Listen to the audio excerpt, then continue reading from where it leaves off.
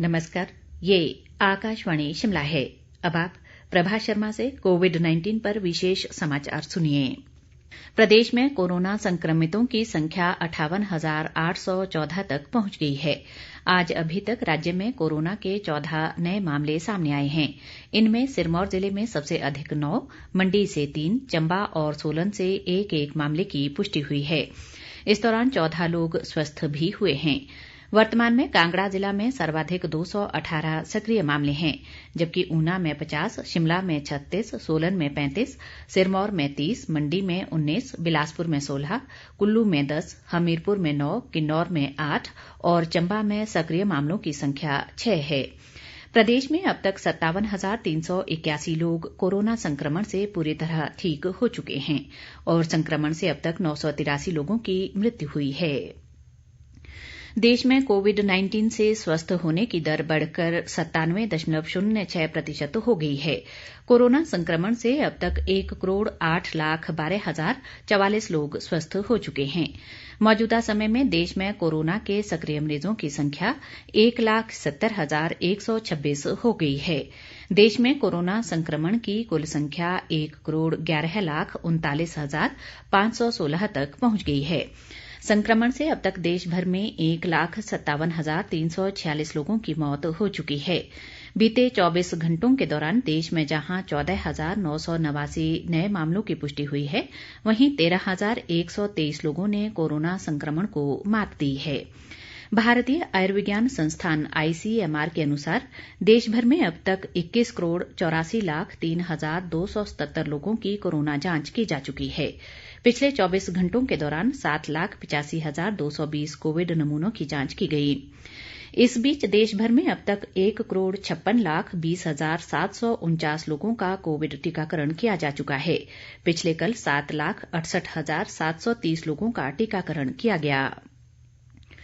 केंद्र सरकार ने सभी निजी अस्पतालों को कोविड टीकाकरण केंद्र के रूप में काम करने की अनुमति देने का निर्णय लिया है। एक प्रेस विज्ञप्ति में सरकार ने कहा है कि सभी निजी अस्पतालों की क्षमताओं का 100% उपयोग करने के लिए ये निर्णय लिया गया है। इससे पहले आयुष्मान भारत प्रधानमंत्री जन आरोग्य योजना, केंद्र सरकार स्वास्थ्य योजना और इसी प्रकार की राज्य स्तरीय स्वास्थ्य बीमा योजनाओं के तहत सूचीबद्ध सभी निजी अस्पतालों को कोविड टीकाकरण केंद्र के रूप में काम करने की अनुमति दी गई थी। सरकार ने उन निजी अस्पतालों को भी कोविड टीकाकरण केंद्र के रूप में काम करने की अनुमति दे दी है, जो सरकारी योजनाओं के अंतर्गत सूचीबद्ध नहीं हैं। सरकारी विज्ञप्ति में कहा गया है कि यदि निजी अस्पतालों में कोविड-19 टीकाकरण से जुड़ी सभी सुविधाएं और कर्मचारी उपलब्ध हैं, तो वे कोविड टीकाकरण के रूप में काम करेंगे। विज्ञप्ति में यह भी कहा गया है कि राज्य सरकारें और केंद्र शासित प्रदेश राज्य या जिला स्तर पर कोविड टीकों का कोई बफर स्टॉक नहीं रखेंगे। सोलन जिला में कोविड-19 टीकाकरण का तीसरा चरण आज से शुरू हो गया है। उपायुक्त केसी चमन ने कहा है कि टीकाकरण के सफल कार्यान्वयन तथा इस कार्य को गति प्रदान करने के लिए हर रोज जिला के 10 से 12 स्वास्थ्य संस्थानों में कोविड-19 के लिए टीकाकरण किया जाएगा। उन्होंने कहा कि प्रत्येक टीकाकरण सत्र के लिए 70% ऑनलाइन पंजीकरण होगा और 30% लोगों को ऑन स्पॉट टीकाकरण के लिए पंजीकृत किया जाएगा। प्रधानमंत्री स्ट्रीट वेंडर्स आत्मनिर्भर निधि यानी PM स्वनिधि योजना के तहत जोगिंद्रनगर शहरी क्षेत्र में 41 रेहड़ी फड़ी विक्रेताओं को लाभान्वित किया गया है। कोरोना काल में PM स्वनिधि के अंतर्गत इन लाभान्वित रेहड़ी फड़ी विक्रेताओं को आजीविका व रोजगार को पुनः पटरी पर लाने के लिए विभिन्न बैंकों के माध्यम से सरकार ने 10-10 हजार रुपए का लघु ब्याज सब्सिडी आधारित ऋण आवंटित किया है।